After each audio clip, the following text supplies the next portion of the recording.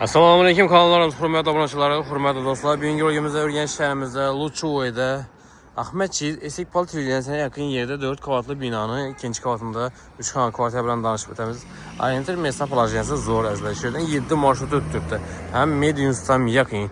Şuradan əzlə bir yol bilan kəs çıxasa bir yandan getsənizlərin bu. Bu Obul Qazı köçəsi, Luçovoy Pirkrosiyası, çəpə getsənizlər.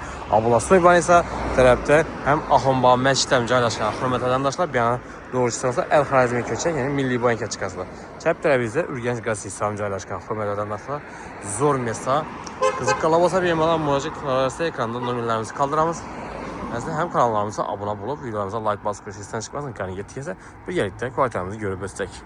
Əzlə ikinci kvartalım yedik yeni kanallarımızdan əsası giriş eşiki dəmir işlənən sifətəsindən qoyulan ayaq dinləri kafel bulan hörmətli vətəndaşlar. Şəhərimizin əcaib mesasında bismillah girəmiz, girgəndən bir də koridor cayı içində cihazlar və satılarkən əzlə alınan vəzi bir də kuru xaladnik bilən əzlə bir xanada bir peş cəzi var ki, şu alındı. Qanı həm müəccə kaladından o ki görsəniz. Giyim giyəcək pazuları alındı bu xanı. Bir yandan gözətib bura versək, ofisi 3 xanadan ibarət. Birimizin 3'ü 10'a 5 ve 60 kettelikte azı kvartinatla durup degenzle halasanın şu kvartinatlarını alıp durup koyup koysanızlara boladı. Caya zərurçilik bu masaya. Yandan balkonu, açık balkonunu beklep koydular əzlə. Aboydan çıxan xanadanımız ayaktiləri laminat pol kılınlar ekan. İşlərəm acayip işlərdən koyulan bir də bir xoş şeyləri var.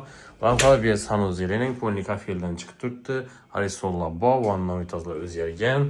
Bu tərəfdə aşağı. Şu xaladan ki getədi kanun özləri kaladı. Kuhni mebel ba.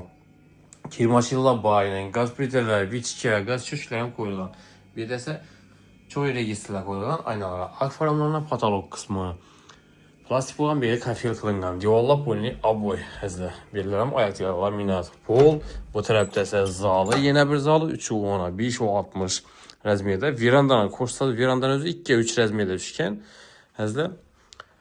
Bir yandan gözət buranın bir də yeni kondisionerləri, bu divarları polni kaladan bir də burjukələr var ki, şu bilən əzlə polni üy qısa da kəzlə.